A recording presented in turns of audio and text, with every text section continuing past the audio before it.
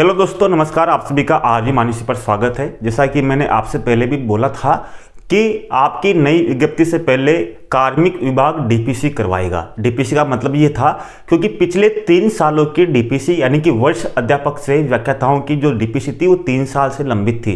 कारण ये था समानता का नियम, यानी कि इसमें यह था कि 2021 के बाद में, यानी कि 2021 के बाद में नियम ये रहेगा कि जिस अभ्यर्थी के बीए में जो सब्जेक्ट था वही सब्जेक्ट उसके एमए में होना आवश्यक है, तभी उसकी वरिष्ठ अध्यापक से व्याख्याता में डीपीसी होगी। लेकिन 2021 के पहले वाले जो थे उनका वो नियम से छूट दी गई थी। इस कारण ये डीपीसी 3 साल से अटकी हुई थी और वरिष्ठ अध्यापक के अनेक पद खाली थे, साथ में ही व्याख्याताओं की डीपीसी नहीं हो पाई थी। तो कल ही ये नियम संशोधित होने के बाद में, कैबिनेट से अनुमति प्राप्त होने के बाद में 41,175 जो वरिष्ठ शिक्षक थे उनकी पात्रता सूची जारी की गई थी कल।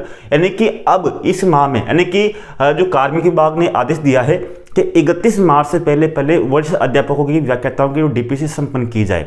तो इसी कड़ी में अब कल आदेश जारी किया गया है कि इनको 14 मार्च तक, यानी कि अब 4-5 दिन बचे हैं, 14 मार्च से तक इनको जितनी भी आपत्तियां हैं वो जारी की जाए। उसके बाद में इनकी स्थायी पात्रता सूची जारी की जाएगी और 31 मार्च तक ये सभी जो वरिष्ठ अध्यापक है लगभग 22,000 व्याख्याता बनेंगे नए, यानी कि इनकी पदोन्नति होगी। तो यानी कि कुल मिलाकर 22,000 पद रिक्त होंगे वरिष्ठ शिक्षकों के।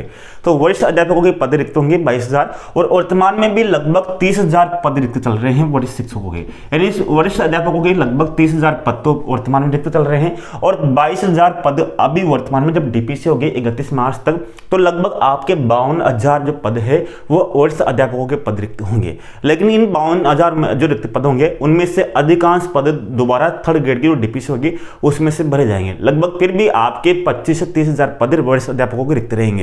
यानी कि कुल मिलाकर जो भजन लाल सरकार की जो कैबिनेट में फैसला किया गया है कि इस वित्तीय वर्ष में 17,000 पदों की जो भर्ती होगी, क्योंकि अभी इन पदों में से कुछ भी रिक्तियां नहीं आई है, तो उनका उद्देश्य यह है कि जल्दी से जल्दी इन सब प्रक्रियाओं को पूरा किया जाए और आपके नई विज्ञप्ति जारी की जाए। तो इसी दिशा में ये बहुत बड़ा कदम माना जा रहा है, क्योंकि 31 मार्च आपकी लास्ट दे दी गई।